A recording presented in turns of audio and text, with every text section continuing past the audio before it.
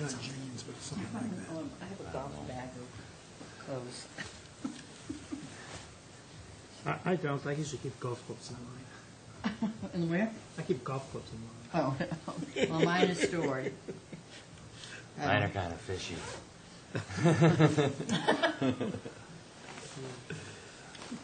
Okay, that should make me feel better. If you feel better, I feel better. Whenever I get it, my mother said, and Not that you haven't heard this before, but it sure beats the alternative. it does, I know. Okay. Is it 4 houses or 6 houses that you put in there? No, it's 3. What is it? That's Nantucket. They're not show right there. It is. 3 lots. How big is the property? It consists of 3 individual parcels, and the lot lines will be adjusted in the interior so that there still will be 3 reconfigured parcels. Are you talking about North Liberty or? Yes. They're going in on months, they said at 28 people are going. To the HTC?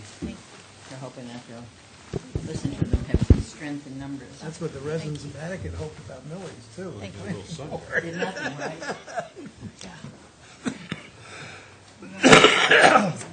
Or I should qualify that by saying most of them. My role is related to the Conservation Commission on that project. Are we ready? I am if I get backed up again. Wait a minute. I gotta say, 30 seconds. don't get me down. Thank you. I'm up. You know what what do we need to? Everybody's mics on? Yeah. Mine's on. God, Mark's not. They aren't? Although she's a teacher too, so she Okay. luckily they're pretty good habits in doing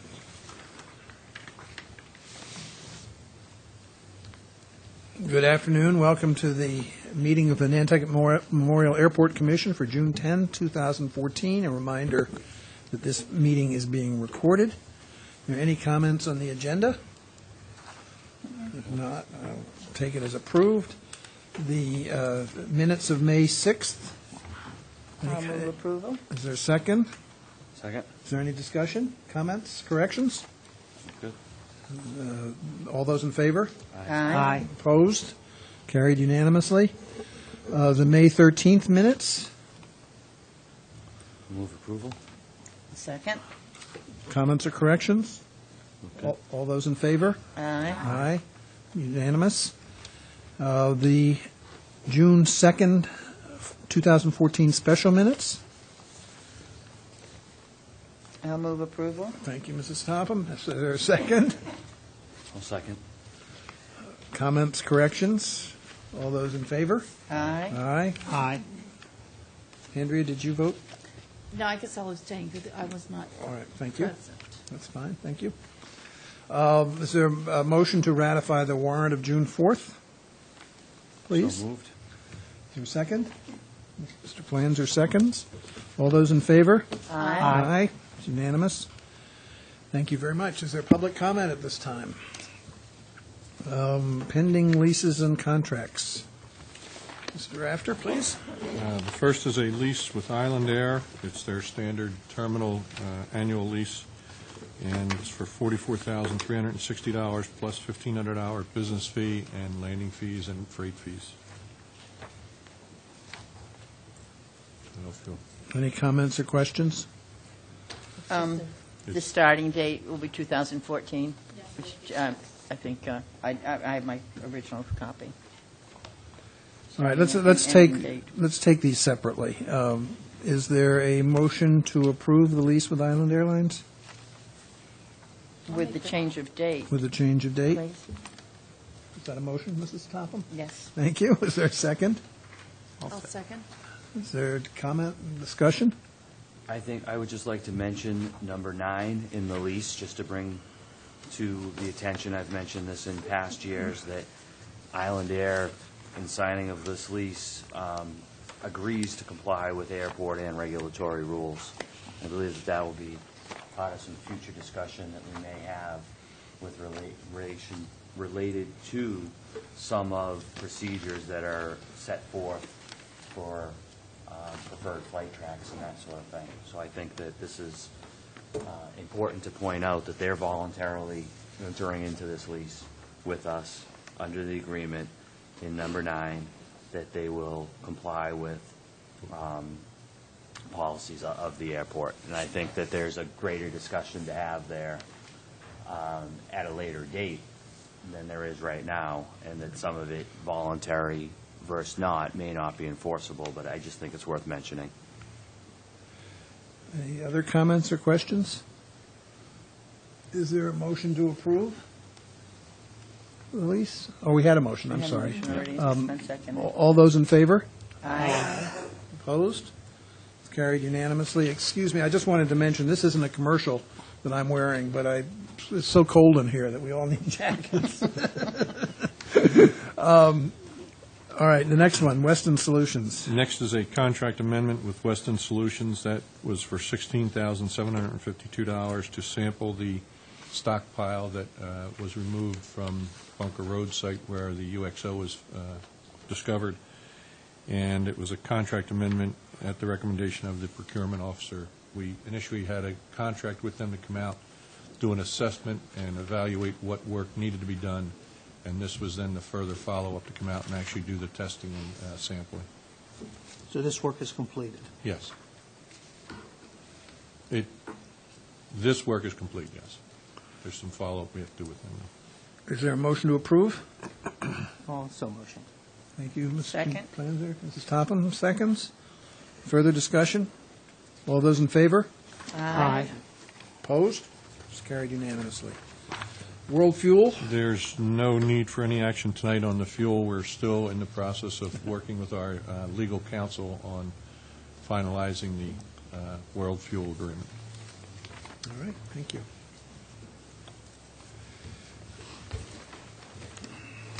Go on to pending matters. Go on to pending matters. On the town MOU procurement review, I had a discussion with Heidi Bauer, the procurement officer, and there is one issue that remains that they're trying to work through between town administration and town council, and it may have a significant impact on the airport, so we're going to pay close attention to it. It has to deal with the limits that are placed on us in order to, or that require a contract. So we're going to stay tuned on that one, but we have a vested interest in it because it could have a significant impact and additional workload on us if, in fact. You might as well describe what the issue is. I was gonna ask. The issue is there's a maximum limit of $10,000. Anything beyond it, and Janine will correct me when I'm wrong here, you are required to have a contract. The way it has been interpreted in the past is that that $10,000 limit is per department.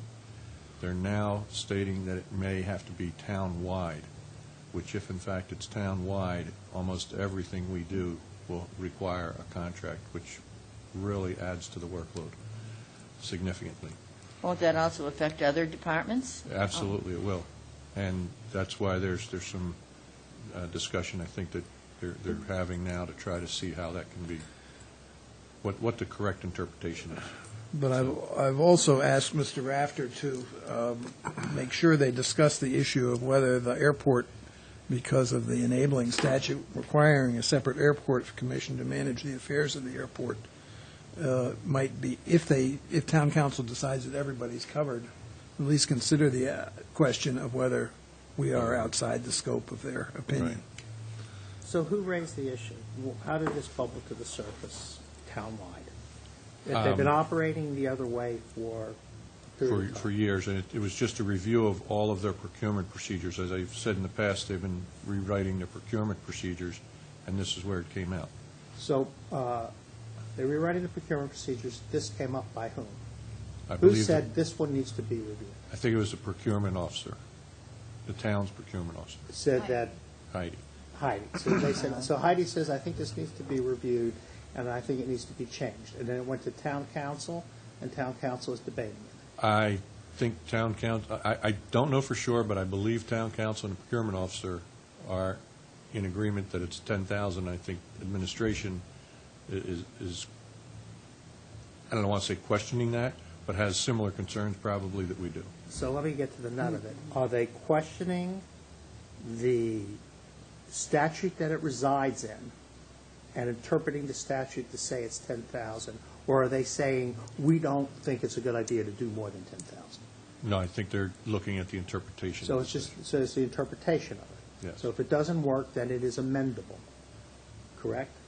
By the legislature. By the legislature. In theory, It yes. would have to go through the But state we're not the process, only yeah. ones covered by that statute. Correct, and I don't even know if, as Dan says, if we are specifically covered as part of the overall thing. Okay. Thank you.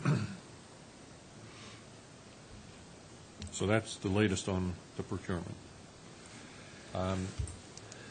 Formerly used defense site, I received an email just, I guess, the afternoon of the previous meeting. I sent it out to the commissioners from the Army Corps.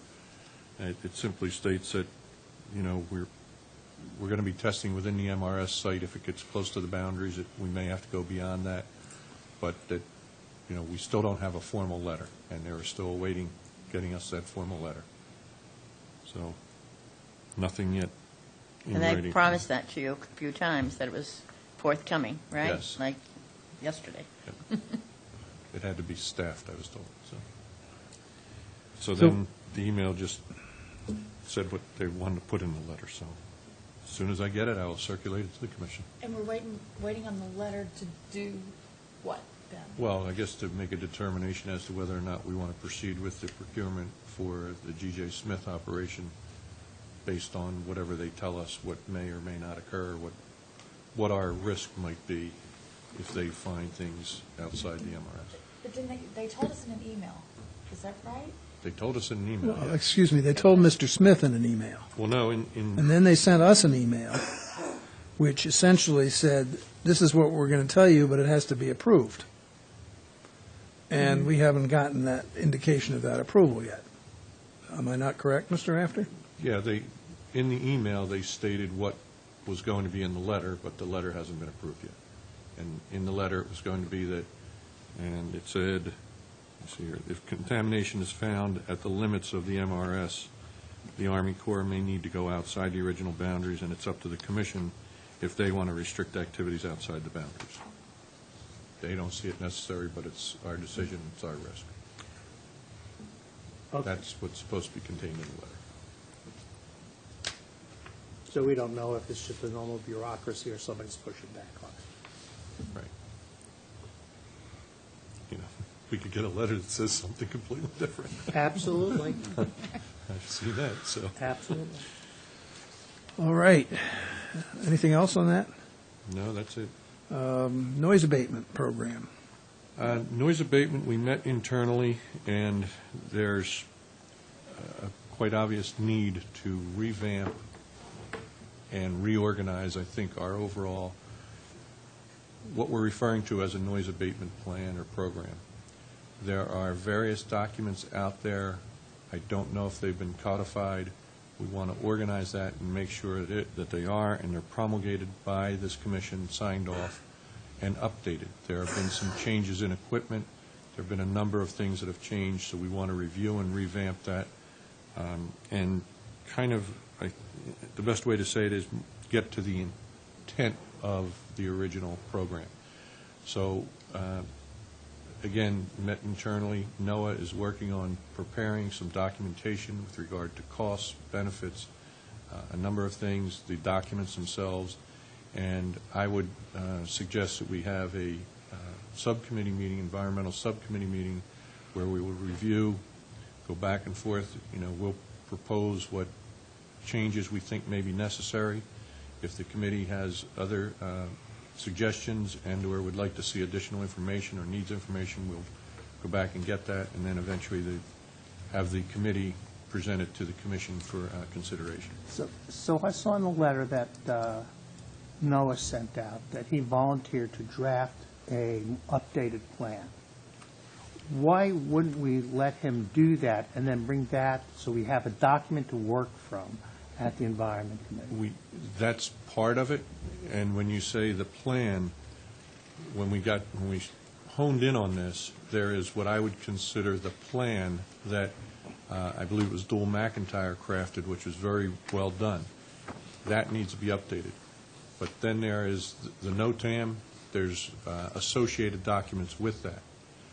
But those are all derived from the plan. This is my point. If you bring an environmental committee in and we're starting from scratch, you're going to be bouncing all around the place. If NOAA drafts something, we can critique that. I'm sorry, that's what I meant to say was NOAA will be drafting something to present to the committee. That's all I wanted to know. And for the committee's consideration. If they want to see more, then we'll finalize it, get it cleaned up, and then come out. Okay. Yeah, that's his charge, was to update the program. Excuse me, but one of the gentlemen who wrote us is here, and you have his letter in your packet, Mr. Dunn. And Mr. Dunn, if you would like to address the commission, I think this would be the appropriate time to do it. If you would be kind enough to stand up. Unfortunately, the mics aren't working, but Oh, no? no, they aren't. Oh, where to start? And if you could introduce yourself. My name is Lee Dunn. My wife and I have been living out of Milford Road, head of Hummer Pond for 40 years.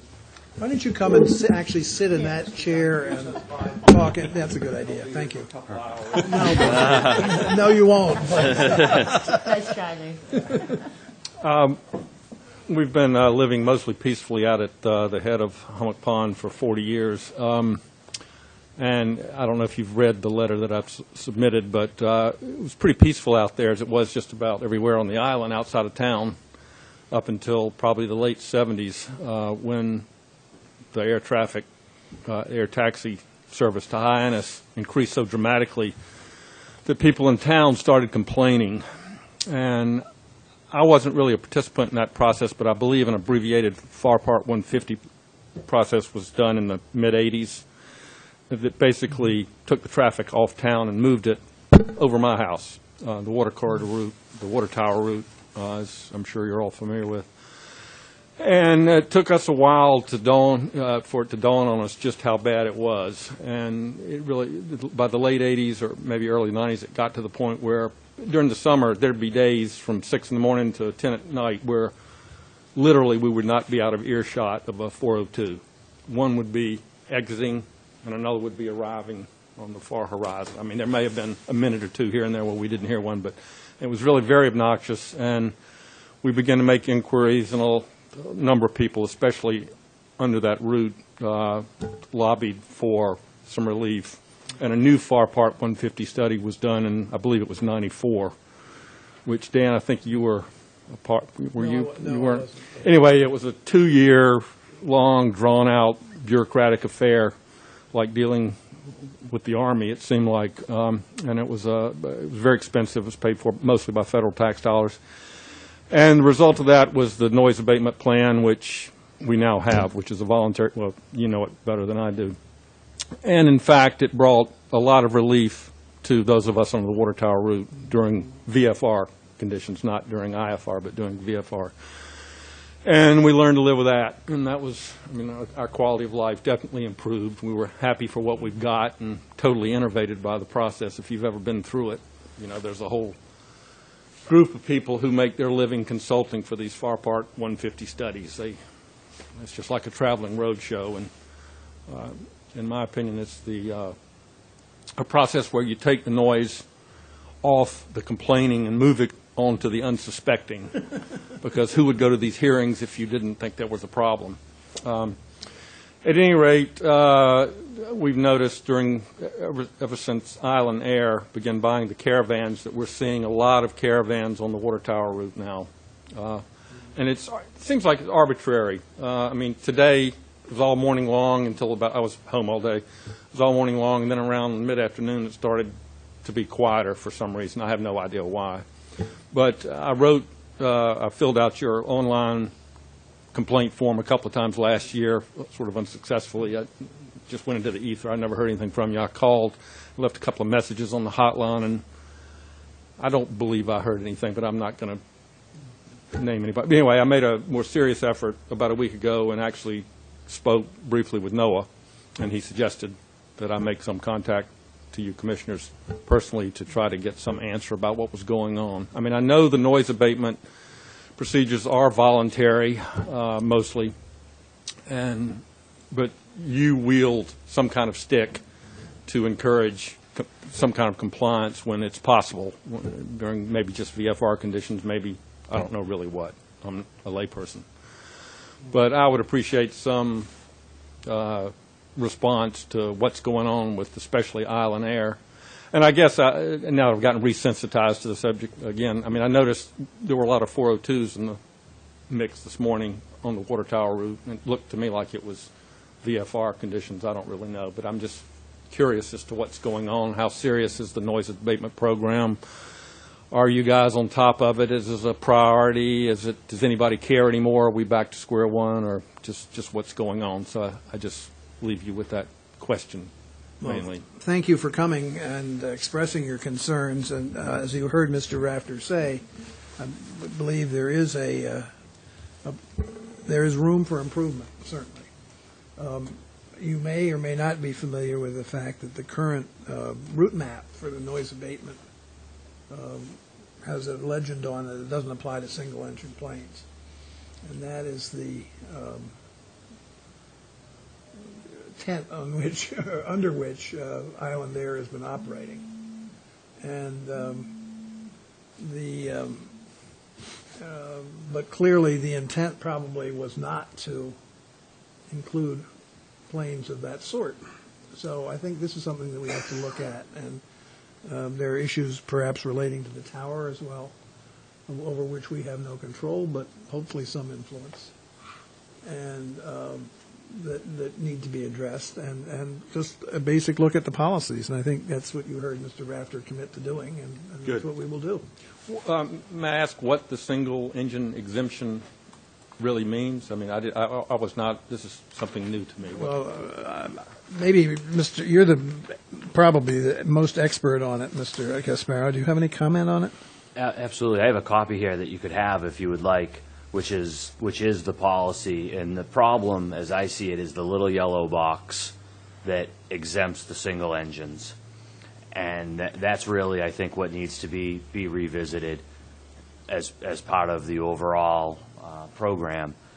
One of the other issues, it's not just the Caravan, but you also have essentially a change in the fleet mix and composition with the the Pilatus planes as well. So we've got a lot of the other planes. Now, I think what is happening overall with the compliance is that we haven't been tracking it, that our software hasn't been working properly, and that it's time really for us to very seriously get back at that. The Commission is spending good money on that program, which doesn't work all the time, and so I think that it's time for us to buckle down and be sure that from the Commission's perspective, both that financially we're getting what we should be getting for what we're paying for a service that you should be able to check, and then for the commercial operators that we're able to revisit this and to check their compliance using the program.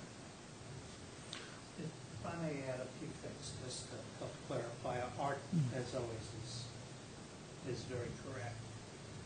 When they create a voluntary noise abatement procedure, they do it around the needs of the community and balance with the fleet. When they create those and they put in a single engine exemption, which doesn't mean it's a voluntary program, so nobody has to comply with it unless you have someone pay. Right. But what they're saying when they do that, what the FAA is saying, is that small single-engine airplanes, Cessna 172s, which have a much smaller decibel noise level than a 402, are not the issue. And they usually, as they did in this case, give them a height on which to cross the island. So they go up, they get to a certain height, and they cross the island, and that diminishes. I gave away my mic. So that it diminishes the noise, so it is at a comfortable level for you. When that was done, what the town of Nantucket and the Airport Commission didn't anticipate was a large increase in turboprop airplanes, which are now single engine, and some of the federal aviation regulations now allow them to do what they're doing as air taxis. That for a long time they weren't allowed to do that. So now that they're doing that, they're looking at that single engine exemption and saying, we're single engine, so therefore we can be an exempt from that voluntary, I'm not sure how that works, to be exempt from a voluntary procedure, but that's what's occurring. I think what I'm hearing from my colleagues here is that that has to be changed. It has to be reviewed. It'll go through a shorter process than you did last time. But I think, first of all, there has to be a balance for the community that resides underneath that airport noise. And I think that we're all very, very sensitive to what that need is. I have to tell you, if nothing else, they shouldn't be doing it at 6 a.m. in the morning. You could clearly say, don't do it at 6 a.m. Don't do it at 6:15. Don't do it at 6:30. There is a reasonableness in what you're asking for. So I think, give us an opportunity, Mr. Dunn. Mr. Gasparo runs that group for us as the chairman of the subgroup. And let us take a look at this. And the only thing I can do personally is tell you, we'll take a look at the reasonableness of how to achieve a balance. Can't give you everything you want, but give you a balance. I don't think in your letter you were at all unreasonable. I think it was pretty well laid out. I think you don't have to have a 6 a.m. wake-up call from an aircraft going over your home. So let's take a look at it. It is clearly an important piece for the commission. It is a priority. The last thing Nantucket wants is noise issues beyond what we've gotten accustomed to. And I personally want to thank you for coming, and I think you've done a good job in presenting the case. Well, thank you very much. I'm certainly hearing not what we heard when we started this 15 or 20 years ago. It was a much more contentious cowboy situation. But I still, what is the single engine? I mean, why is there a single engine exemption? Just because they're smaller and quieter, or It's quieter, and they don't want to go over the water. They weren't talking about 402s. They weren't talking, because those 402s, although a Caravan is slightly less loud, I guess that's good grammar, less loud than a 402, they're in the same category. right? I fly a 172. It's a lot quieter. And they're saying if you go over 2,000 feet, you don't make the noise. Now, I will tell you that your general aviation community based at the airport always go around the island, left and right. They cut across Tuckanut, they go all the way around. But that's what it was intended for. And it was intended to make their life a little safer. I don't think that's the issue with the Caravan. I don't think that's the issue with the 402s. And I don't even think it's the issue with the 172s. So what it requires us to do is give a reasonable approach.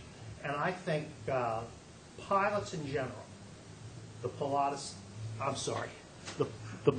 pilots, he took my microphone. Oh, my goodness. The Pilatus pilots, Pilatus is a on-demand air taxi. And they're based out of, the ones that fly here are usually based out of the New York area. And they come in here a lot. But they're single-engine turboprops. They're loud. Loud compared to what you're used to. So that's why it's there. And the review will get that sorted out. Nobody's fixating on it, saying, my God, we have to have this. This is what's necessary. We'll find a balance. I think it's pretty easy to do. So the single-engine safety thing, again, they want to stay near land because they've only got one engine and there's a glass. Well, just I was going to tell you, one of the issues, for example, is there is a regulation that a single-engine plane carrying passengers can't go more than something like 5.5 miles off the shoreline. So if they were to take the route around Smith's Point and then head directly to Hyannis, they would violate that rule at some point along the way. No. I beg your pardon. Violate it no matter I believe what. that's true. No, because they're always going to be, when they're going from here to Hyannis, Let's not argue, excuse me, let's not argue the point here. but the noise abatement procedure never requires them to leave 5.5 miles. Well, I bet we'll find that, we'll find that out. Yeah, it's true. I agree with Mr. Planzer for sure. Well, I've been informed otherwise, so. I think probably by an interested party. Well, maybe so, but let's check it out. And, let's not sit and argue it here. Yeah. If there's an opportunity for a layperson to be part of the proceedings, I reluctantly volunteer. Thank you. Thank you very much. Thank you. And thank you for Thank you, coming Lee. tonight. The only thing I would add is Pleasure, Mr. Dunn. the single-engine exemption does claim that this is supposed to be for planes that are 130 knots or less. So that's where the size comes in, and that's what's been, as I see it, ignored by the caravan. They're cherry picking, what they want to adhere to. So I think that, if I could just get back to the lease, the one sentence I would like to read is, it's further understood that all lessees conducting commercial airline operations or GA operations at the airport are required to comply with those flight procedures as a condition of their tenancy. And this is what they just signed and agreed to. So I think that, that's... Well, I mean, I think you're right. That's what they've agreed to. But I think, insisting on compliance, it's a matter of semantics, but insisting on compliance with a voluntary procedure is something that you have to work through and figure out. All I would like to say is that I think we should seize this opportunity to work through this. There are a number of issues relating to the procedure itself, relating to other matters which are related to it, which all need to be reviewed, and we need to decide what we're going to do about them. And that's what I hope the subcommittee will do, and come up with a recommendation. I think the subcommittee can do that. I know Mr. Gasparo can do that. I would tell you that this should be a minimum of bureaucratic delay. This it's a voluntary procedure. It's not that difficult. Let's take a look at it. Let's see if we can react quickly, a little nimbly, and get something done. If I may, just food for thought. In the agreement, the language you're referring to, Commissioner, references the previous effort. Right. And I don't know if it should say as amended or acknowledge it, we're updating it, or what. In other words, I'm not an attorney, but It probably should, if they're... my reading says I have to comply with... It actually, they all should say as it's amended from time to time. I agree. Yeah. I know you've already agreed on the agreement, but that just might be something we want to take a look at. I think we should, and I mean, it's a matter, from a legal perspective, it's just a matter of good practice. It should be in there all the time, and show all of them. It's a good So, catch. From a technical perspective, in terms of adopting this agreement or whatever, do we say with an amendment? Or? I would entertain a motion to amend the approval to incorporate language in the lease, which specifically with respect to Article 9, but with other, with respect to any place else it might apply, that anything that they are agreeing to would be subject to updating from time to time. I'll make that motion, and I don't know if I need to reword it for you, Ginny, or that is my motion. Is there a second? I'll second that motion. Is there further discussion? All those in favor? Aye.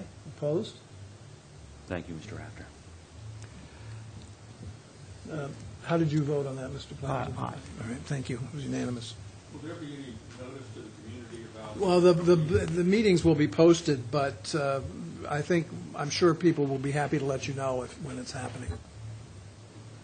It's an open meeting. public so meeting. even if you're not on the panel, you're always welcome as a member of the community to sit in on meetings. But this is not your regular commission meeting. It's a It's a That's right. subcommittee. Yeah, We but have there- two-member subcommittees that deal with various issues. And the environmental subcommittee deals with noise, among other things. It wouldn't be a closed meeting. And As I say, Yeah. they're posted on the town website, 48 hours ahead of time, but hopefully we can, I have his email, so I can. Oh. We could, Yeah.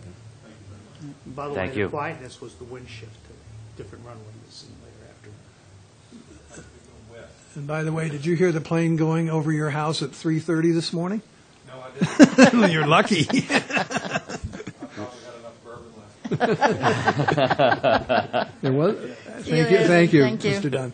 There was one, actually. I saw that, and I think that gets to a little further of this discussion, that when you have such operations, that we need a staff person that identifies, that sends a letter, again, to a voluntary basis, that is a positive letter, that said, we would appreciate if you would just take the overwater route the next time you come and go. And that's part of when I say updating this plan too, we need to update and expand it accordingly, that where it will identify the means of issue, of somebody filing a complaint.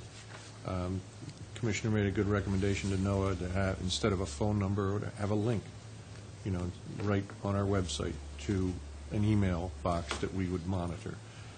So that there's just, again, updating technology, updating the process, clarifying what we're going to be doing in terms of brochures, identification, notices, that type of thing. So we are in the process. NOAA has that charge, and he's going to be updating the plan. Just for the record, the morning and afternoon procedures and the map on the website do not download right now. But according to Mr. Rafter, the technology consultant, he'll probably come to this in a minute, has come to the end of his budget for this year. He's capped his budget for this year, so we have to wait till July 1st, and we'll charge him to get that cleaned up on the website.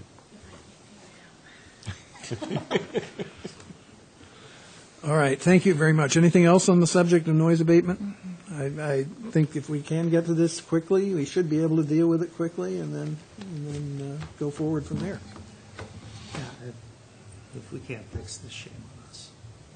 We will be able to. I mean, I think one of the things I will be very interested to hear, not now, but after you deliberate, is whether there's an additional role the tower can play in all of this. So let's talk about that when we get to it. Mass DOT subordination, non-disturbance, and attornment agreement. Did you know there was such a word as attornment, Mrs. Topham? I'm just looking at it. Well, there is, as it turns out.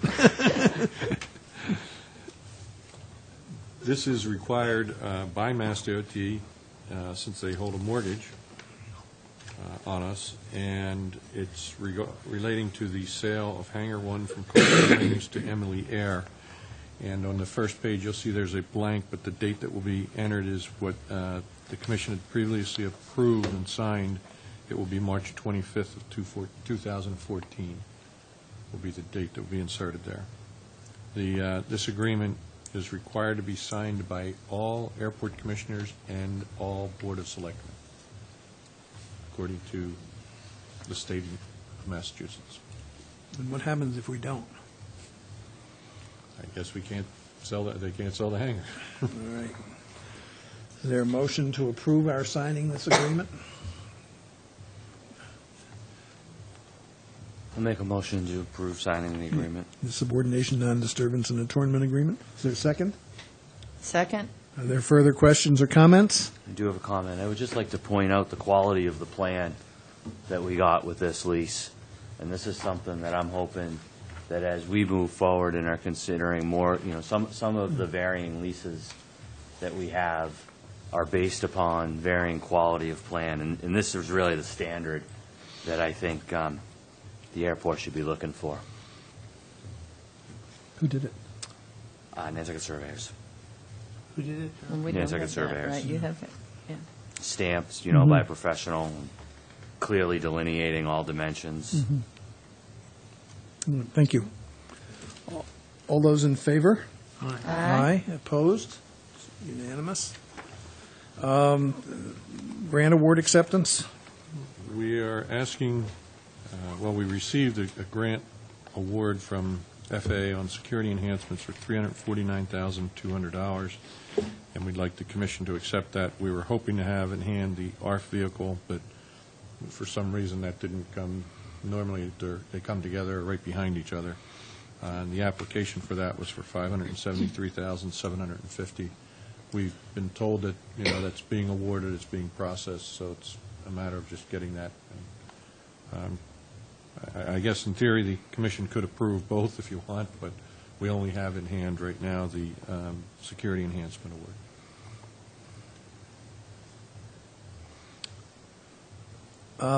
What happens, is there a problem if we delay, they put a time limit on these approvals, don't they? But it's usually a month or something like that. Okay, so we should be all right. All right, is there a motion to approve the FAA grant award for security enhancements in the amount of $349,200? I'll make that motion.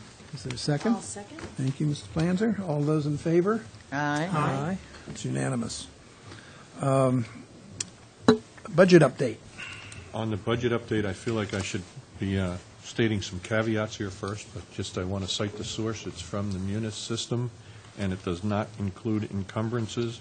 But as of the end of period 11 for FY14, total revenues were $11,334,813.82, and total expenses were $11,018,493.93. On the revenue side, that includes the fuel revolver and all operating revenue. On the expense, that includes all operating expenses, including salary and wages, and the fuel expense out of the revolver. That would leave us a balance of $316,319.89. But in the revenue, the operating revenue is a transfer from the general fund or a subsidy from the town of $304,598, which would essentially leave us a true $11,721.89. So we're slightly ahead, and this is again for the end of May. If June is anything like it has been in the past, June is a very good month for us. In the last 2 weeks, we saw quite a bit of fuel, and we're preparing, working with Jamie, a few different items with regard to the end of the year projections and transfers. We have to liquidate some purchase orders to close out some of those encumbrances. We have to project out our salary and wages, and just refine and try to get where we're going to be at the end of the year. But it looks like we're going to be ahead this year, hopefully without the subsidy from the town. Great. Good. Very good. This is a true operating picture, as best we can do it. And this, I've asked Mr. Rafter to give us this every month going forward in this format, or if you have some, tweak the format, but I don't think we need the great detail that we get on a quarterly basis. And then we can also compare, when we get some experience here, we can compare it to the prior year.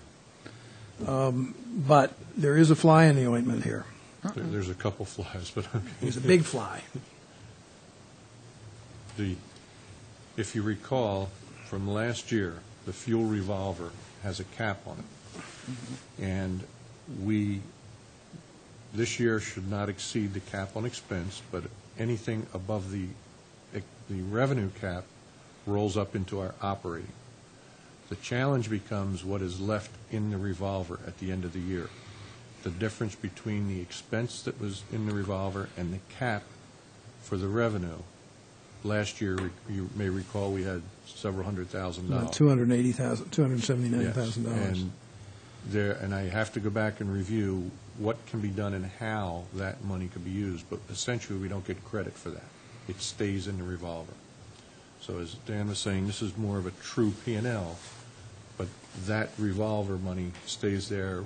If I recall, we did apply some of it to a budget, and the remainder was used to go into retained earnings. We used some of it to seed the fund for the current year. Right. We kept some of it in, but we were able to transfer some out, and I just have to review what that mechanism is to transfer. I think the mechanism is town meeting. I don't think that we have any option other than town meeting. So that's just one of the caveats. So it will appear, whatever the number turns out to be, the difference between the cap, which is about $5 million, and the fuel expenses. At this point, it's about $1 million, but that will be reduced as we purchase quite a bit more fuel for the rest of the year. So it could be $500,000. It could be $400,000 that on a munis operating basis is shown as a deficit. Now, a lot of that will be offset by the subsidy, but unfortunately, it will look once again in terms of the perception, except to the extent we can convince people through this kind of thing. In fact, I think it'd be good to have these on on the slides for the future meetings. And I think I'll make sure to cover that in the final quarterly report that we present to the Board of Selectmen, Right. which will come to you first. So. But I think we also need to make a note to, when we're going through the process for next year's town meeting, to decide whether we want to use the revolver and also whether we want to alter the request that went in the home rule petition to adjust the revolver process, if you will, so we don't get into this bind, because this is clear. I mean, the revolver, we adopted the revolver 2 years ago because a certain consultant who was working for the town at the time was convinced that it was the only way we could deal with the issue of potentially rising fuel prices. For the fiscal year 2012, no, 11, it was 11. Actually, the airport ran out of its budget for fuel purchases and ended up with an unpaid bill of over $600,000 owed to Ascent or World Fuel because they couldn't pay it, and that obviously World Fuel wasn't very happy about that.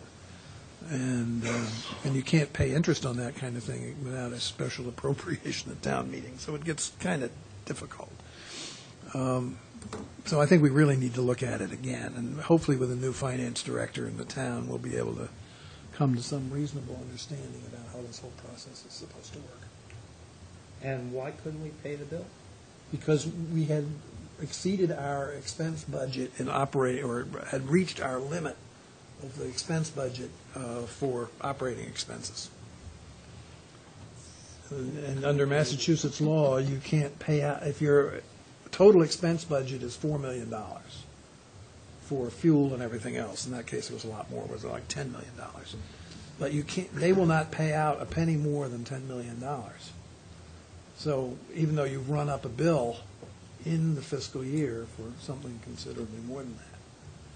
Before Mr. Rafter came, I had some very interesting discussions with the bill collector for American Express because they wouldn't pay him either. And the former manager had an American Express card. That's really the issue. So we went to the revolver with the idea that it would give us a little latitude. We're limited by, there's a percentage cap that we all have to participate in, all the town's 5 or 6 revolving funds, and we're covered by that. We're by far the largest. So that's a limitation, and that's what they're trying to get lifted in the home rule petition that's currently up in front of the legislature. But I think it needs more tweaking than that, and we've got to take a look at it as we get into the fall and budgeting and so forth. But what is, the concern is here, this is a pretty good picture compared to where we've been in prior years, and yet it's not going to show up because of this deficit in the... You have to keep working to get more credit. That's right.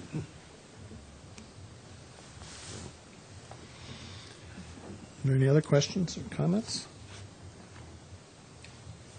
No, thank you for the update and including this. Getting it done. Thank you. Master Plan and Sustainability Program update. I met yesterday with Mr. Richardson and 2 of his staff to go over the outcomes from the past advisory committee meeting, and they had a very rough first draft of an ALP, and we discussed that any of the modifications, changes, alternatives, that what I wanted them to show was what the alternatives were that were reviewed, whether internally or whatever, before they got to what I guess they presented to the advisory committee. I wasn't there. But I want them to show that and then come back to the commission and possibly through a workshop or something, sit with the commission and go through each of them so that the commission can make the final decision on each of these projects so that that will craft the final ALP and what that looks like.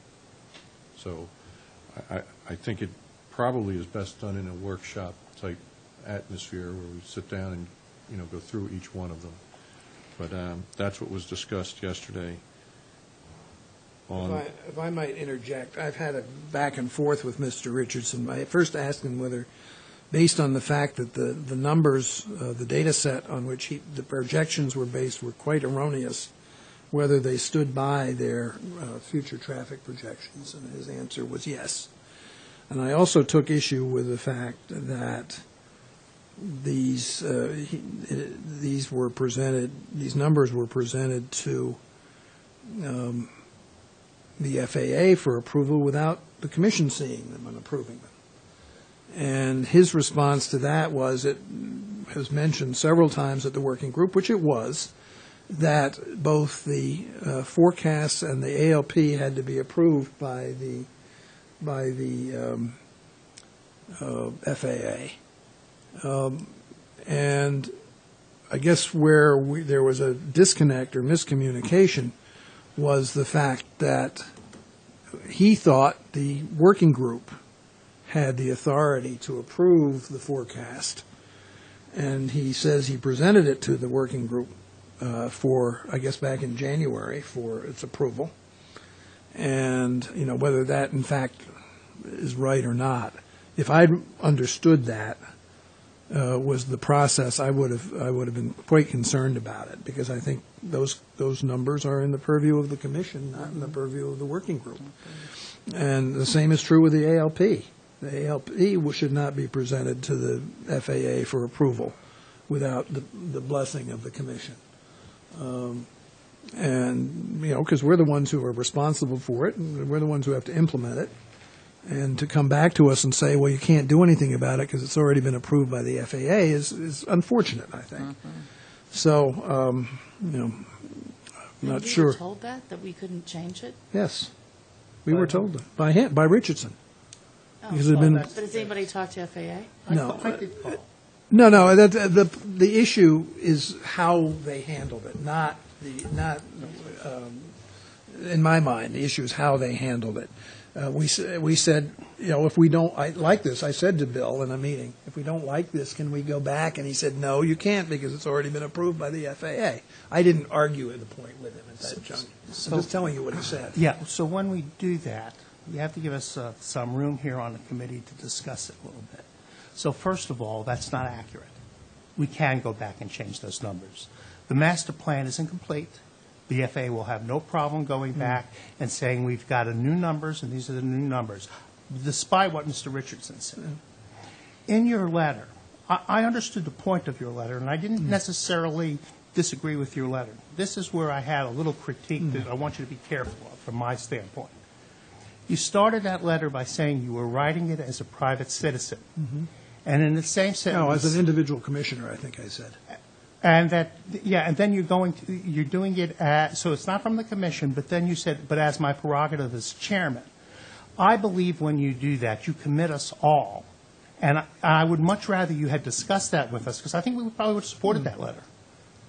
But you sent it out committing us without us. Well, You did exactly to us what Richardson did with us to the FAA. So all I'm asking is, if you're going to do something like that, just let us know. Let us discuss it, Dan.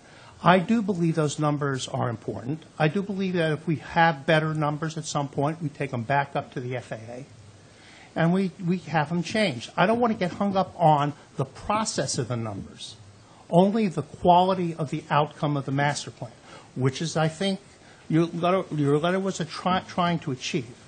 But don't commit the commission until the commission is I committed. don't believe I did. That was not my intention, and I think Sure it the wasn't. language I used was intended to say that I was writing because I was the chairman, but I was not committing the commission in any way, shape, or form. So, And I was raising questions. I wasn't, you know, I expressed some concern about the process clearly in the letter, but I was not committing us to anything. I do believe you weren't doing that. I'm just telling you that I read that letter and was very surprised. Janine, by the way, if I could ask, in the future, when that comes out and you distribute those letters, that should appear in this packet.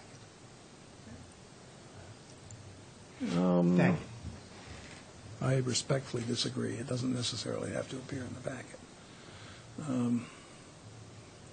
But anyway, we can agree to disagree.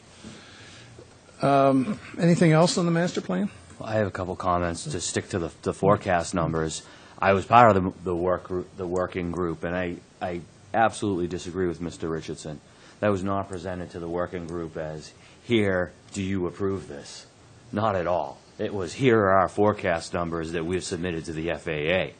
And, you know, y'all like them, looks good. Not any kind of back and forth with respect to it was again part of their rush.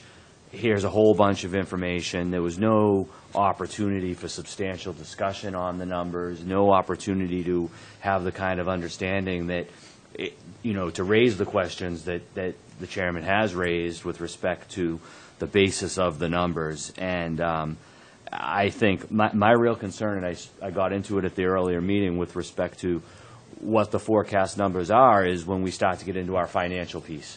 And we're starting to look at how should we sustainably set rates and charges based on the best information we have. And if the forecasts are off and we're trying to divide out X dollars in operations, we're off from the get-go. And that's where I hope that we can come back to that. And I agree. I don't see that really as a role for the working group so much as for the commission but I don't see why he's trying to tell us that, we can't go back with that. And it gets back to when I had made the comment, should that line be still going up, or should it be flat? Should it be down just a little bit when we start to factor in the new information? The question I have is, how do we get back to it? That's the process that I don't quite understand. I think what I want to get into in a minute, it has to do with their billing and the what's been spent to date. And I can, they say, oh, well, we already have used our funds to do that. Well, if we don't agree with the way they did it, I think we have to start being, with the remaining contract, careful to know what we're approving for payment and what they've done. So I would like us to, in some fashion, be able to revisit their forecast numbers at a commission level. So that's my one sort of thing with, I don't think the work group, approved it in any fashion. It was simply presented. And that was the meeting where they had brought in their I think it was one of their internal people who does this stuff that, he went on for hours. Who's no longer with them, yes. Oh, no. I didn't know that, but. Did you say? Well, he's no longer with the company. Oh. And just so to kind of look forward here, so they're going to have to get somebody to come in if, we're going to change them to take that on. That's their issue. It's their Well, problem, I think basically. I think it's a sloppy product. So I think my thinking, and having dealt in these issues, not from an airport commission standpoint, is that somebody has provided you with a product that you can demonstrate is inaccurate. You simply say that these numbers aren't any good. Regardless of who approved them, they're no good. So could you give us the numbers, let's refine them, and let's simply have it presented in a public meeting for the commission to look at. But I don't give them answers. I think it's more subjective than that, Mr. Planter, because they used one set of numbers to come to their conclusions. Then they used another set of numbers, and they say they stand by their first conclusions. And I think the ability to prove them wrong, it's an opinion, basically. They've stated an opinion as to what they believe. Any forecast is an opinion, hopefully a well-educated opinion, but it's an opinion, not a fact. And only time will tell whether it comes out the way they projected. My concern is whether their, if you will, educated guess was as accurate as it could be using the correct information. So let them present their assumptions to us, and let's take a look at it. They may be the right numbers, by the way. They may be. So let them I'd like to know what your assumptions are and take a look at it. I don't want to have a master plan that has a weak foundation, and those numbers are the foundation of the master plan. On the other hand, there are assumptions, and we do lots of, people do lots of forecasting, and some are better than others. But I do believe, I haven't heard Mr. Richardson say that, those numbers, those are not cast in stone. If we think that, if we can show that those numbers are wrong, we take the new numbers up there. If they may be the right numbers, we leave them the way they are. I just don't believe that that they've been very smooth. I wasn't at the working group. I've been to thousands of those, as everybody else here has. I guarantee you, he didn't mistake the working group for the commission. That's, because the working group's role, hence working group. Advisory. It's an advisory. Is to present the finding. That's right. Right. Exactly. You had something else? Yeah, just on the billing and where we stand with the master plan process. And as we're coming in now on the final piece, I think it's very important that as the commission that we're on top of what we're being billed for and what's remaining. And I pulled from the warrant today a copy of a bill that they sent to us for $43,000, 41 of which is for planning. And that is for a period through April 25th. So it doesn't even include the last work group, which they were ill-prepared for and gave us information the night before that meeting.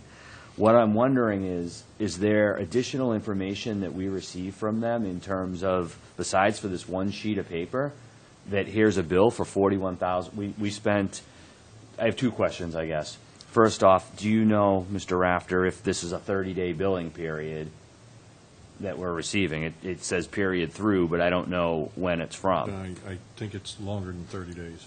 And so that would be one question, how long did it take them to accrue the $41,000? And what was done? And we have... There's no billing detail, I believe, is there? No. Well, the No, minimum, touch you that. want to know how many hours. Right, and I Give think us it's the time hours. to absolutely let them know that we want, I think we need more information. We're receiving, what we have left, according to them, is $133,000 worth of planning to do. I want to make sure that with that $133,000, that we're getting the planning that we want, not that they want. And that's where I think things have been divided, is that, up till then, this is our sort of, and that's a good amount of money, it's a lot of hours, and again, that's what constitutes almost this entire bill, this $2,400 for environmental, and then the rest of it is all subs. So they're just going to pass that piece on, and then this is their real work that's part of this, which the schedule value is $380. So I think that, and the other piece, I think I had mentioned this at an earlier meeting, that had led to their giving us those regular reports. I think this bill needs to regularly be included with the report. I stopped short of asking them when they were here. I think there's a bigger issue which we need to at least put on the table. Somebody came to see Mr. Rapp from Jacobs a couple of months ago, maybe 3 months ago now, Tom? Yeah, 2 months ago? probably about that. 3 months ago, to ask whether we were satisfied with the work on the master plan. And rather than my characterizing your responses, why don't you summarize them? I explained essentially from the beginning that we were not satisfied with the way the process was initiated and the way it's been going all along, from timeliness to accurate information, a number of items. And I was led to believe that they would be getting back to us, and some of the reports that initiated from there, the weekly reports, but I haven't heard back from their customer service survey. Have you called them? No, I haven't, but I will. Well, I think the Well- question is whether, at this point, the level of concern is such that we take it to a more senior level at Jacobs. Not necessarily to the customer service, but I'm just putting that as a question. I think Well, I think you work, I'm not opposed to that, but I think you work your way up. Tom, that's your responsibility. When those people gave you that survey and you didn't respond, is to ping them. And then we can start, at some point, then you may have the commission be writing a letter of concern to Jacobs. But I think we've got to at least find out what's going on. I do believe that they were completely unprepared for that working group meeting. I think they were unprepared when they came to see us. I think to critique some of the things they did, they put the workload on our personnel instead of their own. I think it's reasonable. I don't like being overly nasty in the letters, but I do believe that we can be very businesslike and explain to them what our concerns are. And let's do it as professionally as we can. But I think if I had to tell you from what I've seen in a short time, I'd say pretty sloppy. I thought they were unprepared, actually, and for us, they didn't have the slideshow, it's just for us to have papers, and I just think, having been attending meetings before I was commissioner, it's the same old stuff. I thought that they're not really giving you much information. That personally, that's my simplistic view of it, and I think as commissioners, we shouldn't pay for their bills if we're not happy with them. They should really be answering to us, not us kind of answering to them. I received a response from Mr. Richardson this afternoon, and I will ask Janine to share it with you. And after you read it, I would appreciate your commenting back to Tom on what you think and whether we should, this really makes us take it to a higher level. Is that agreeable to everybody? Yes, please. The only one other line item I wanted to point out was the public outreach that they've charged us $61,000 for, that we've paid. I don't know, I know they had the meeting and this or that, but again, they're at 97% complete on their budget, according to them, on that line item. And I think it just demonstrates that, you know, And this was even before the last session, this is even before the last session. at which they were told they did to do more. And the piece that, again, that Mr. Planzer hit on, I couldn't agree more, is that I feel like our staff, the airport staff, is doing a lot of the work. And I raised questions following the work group meeting. I copied Tom and wrote to them, and I'm sure that I put under my name as a work group member that, could you justify this one slide, the numbers that are on there? Because it just seemed completely erroneous to me. And they said yes, and that's been a week. I haven't heard anything back.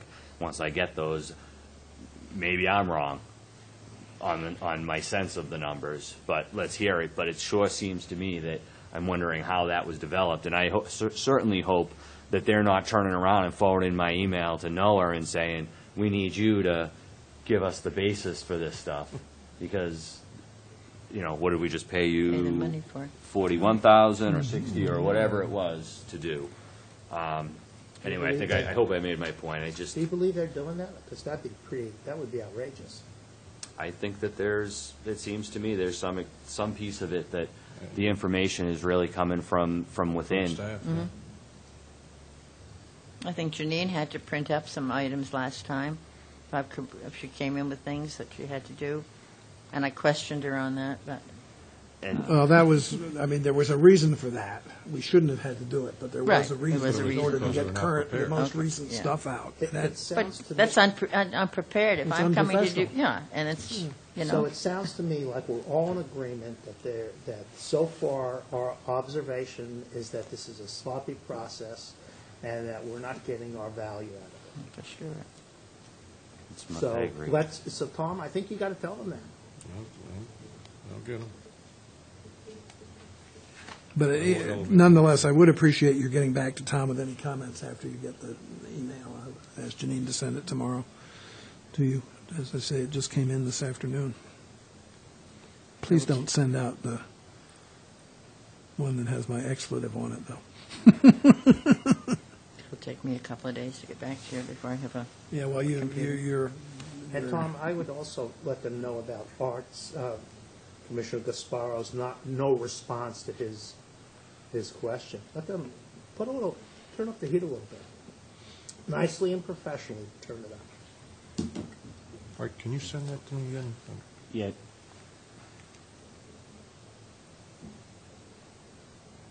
It was sent just to Ann, copying you.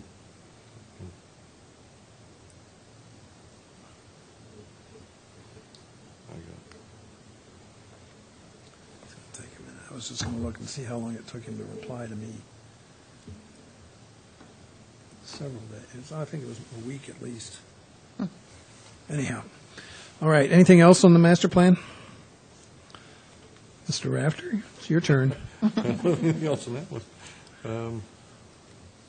Under projects, as you know, the PFC was approved, the letters were sent out, and collection will begin July 1st at the 450 level.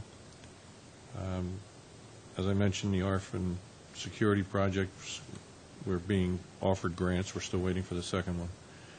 The GA building final pay rec was received. We're working on the punch list items, narrowing that down. Mr. McGuire is away this week. I'm hoping to meet with him next week to finalize and reconcile that final payment along with our withholding if we owe anything at all because of the liquidated damages. Also coordinating with legal on that because the contract does have a legal requirement. I believe it is 65 days from receipt of that we have to get back to them with what the final payment is that we believe. So we're working on that one. The control tower, the design charrette will be held tomorrow and the next day. They're supposed to be arriving on island tonight or this afternoon. They'll be working through a number of issues to get to the details with the control tower folks. Under operations, Delta Airlines began service last week, and I'm working to try to verify. Didn't have time to get onto the website, but their flight information display board showed 3 flights daily, which typically it's 2 daily and 3 on weekends, but the weekdays that I was over there, it was indicating 3, and I spoke to some of the personnel, and they said they believe it was 3, so I just want to verify that. The airport received, and NOAA accepted this for us, an award from Women in Transportation. Reads, honors First in Nation Carbon Neutral Airport Project, Mass DOT, Nantucket Memorial Airport, U.S. DOT, Volpe Center, WTS Boston Innovative Transportation Solutions Award 2014. So it was a very nice function that Noah attended, and a lot of hard work on his part to get us there. The program continues, and as I mentioned, the governor will be on island towards the end of the month for an event essentially kicking off the official, I guess, part of the carbon neutral Very nice. program. Did anybody put out a press release on that? Because if they did, it should go to the Inky.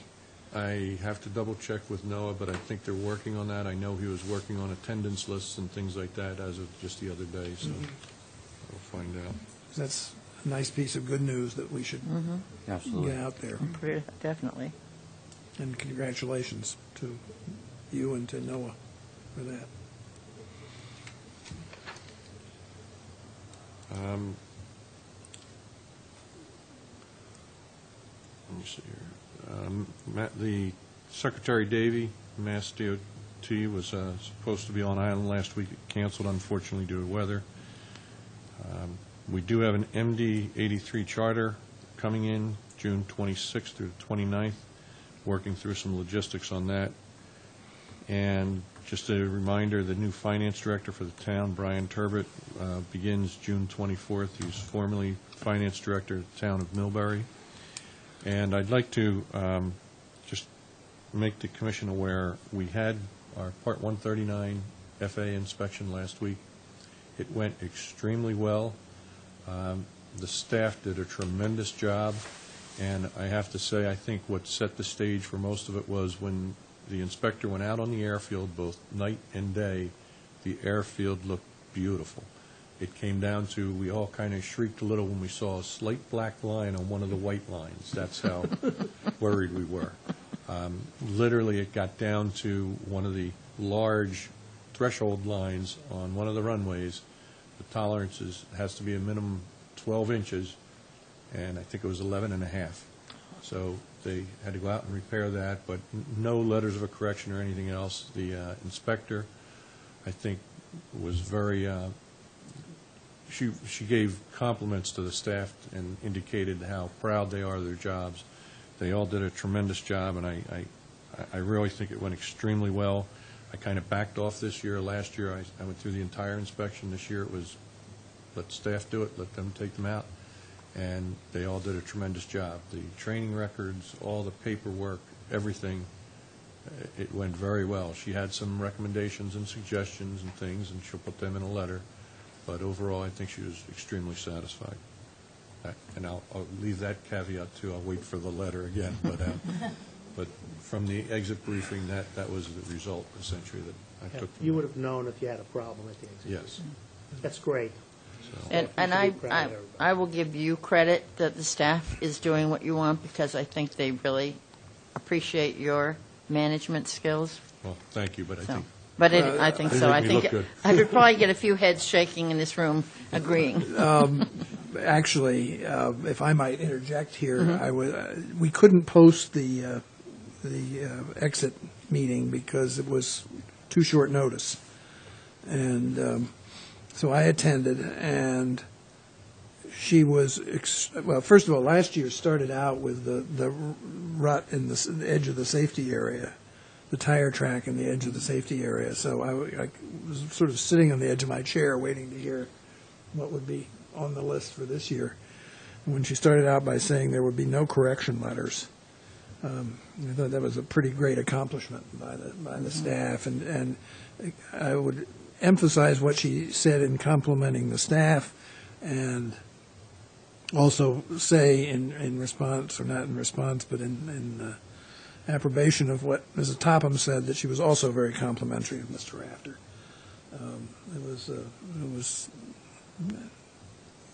It just spoke to how well the supervisory staff of the airport is working together and working to maintain the standards. And thank you for that.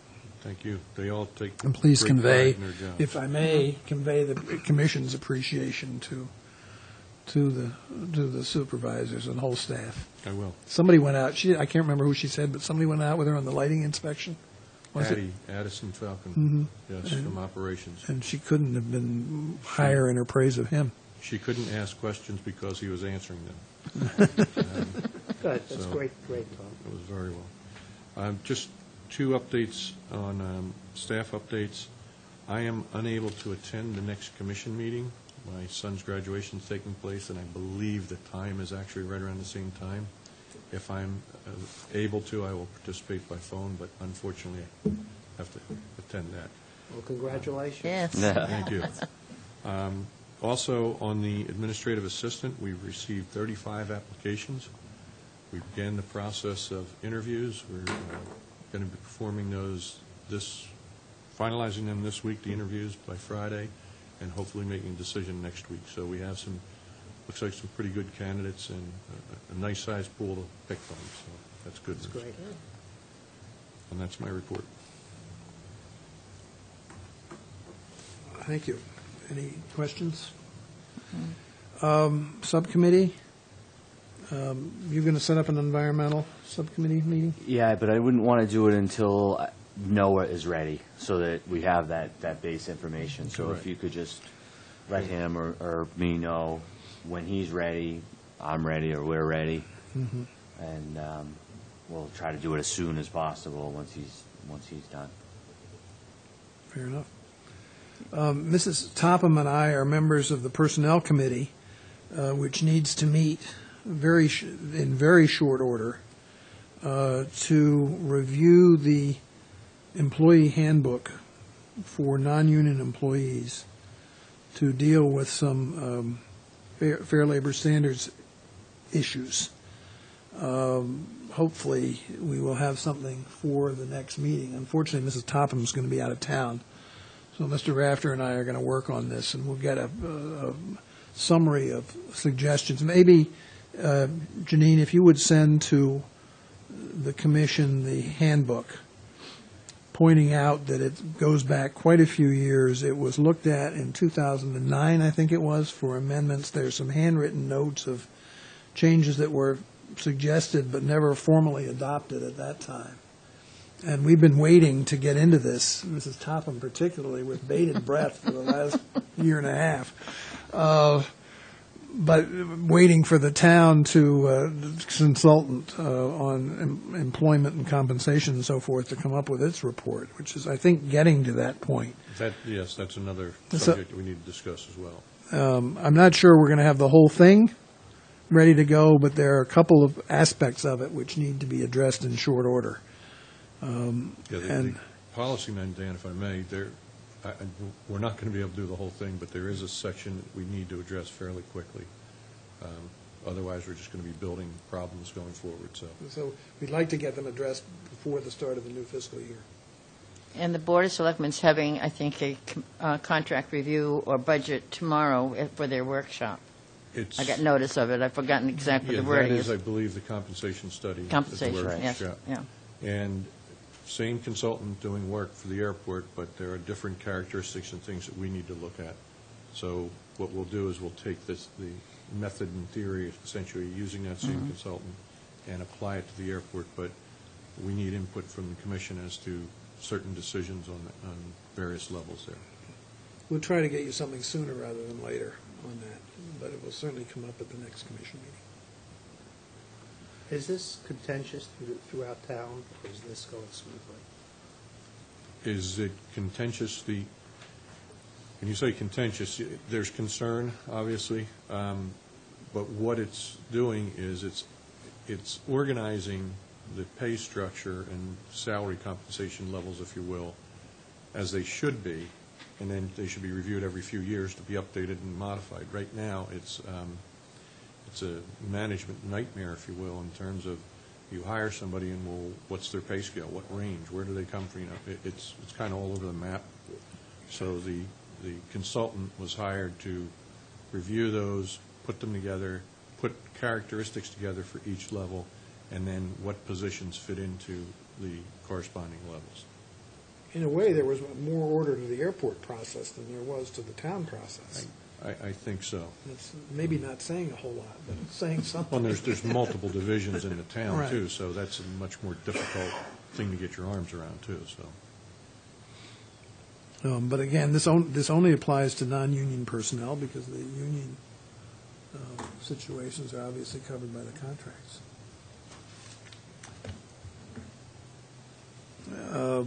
Any commissioners' comments? Mr. Gasparo? I just had one, there was a capital program committee meeting this morning, I believe. It's tomorrow. Tomorrow morning? Yes. Are you attending? Unfortunately, I have 3 conflicts. And I got the presentation today from Martin. It essentially just outlines the projected debt service. I going saw out that in the out online, years. yeah. So I didn't see anything there that, I felt I needed to be at with the other conflicts I have. We have the charrette from. Presume they're town. doing the bond sales right around now. We received some information, and I haven't had a chance to look at it, Jamie, but I think they've already done the bond sale, if I'm not mistaken. I know Deb Weiner sent us something, we haven't looked at it yet, so. But my recollection was they had to have it done by June 7th. if I'm Yeah, not that sounds mistaken. about right. So I think it's complete, and we're just cross-checking to make sure we got everything we need to. The only thing I have is I did send an email to Libby, I guess, over the weekend, asking her what the town was doing about non-union salary increases for next fiscal year. Obviously, the union negotiations are, I guess, hung up on the health insurance issue. So I don't know what's happening here, but in any event, I'd hoped to have some information to discuss tonight, but she has not responded to me yet. So we'll take that up at the next meeting as well. Is there any public comment at this time? Is there a motion to adjourn? I'll make that motion. Is there a motion second? I'll second it. Thank you. All those in favor? Aye. And there's no executive session, right? No. Oh, it is cold in here. This is ridiculous. We're going to have to start a wall with our words. Your things to sign? You should. Oh, yeah. Yes, Absolutely. Absolutely. But the question is, does it go in the GA building or does it go Or in in the a terminal, or probably terminal, you get more people to say.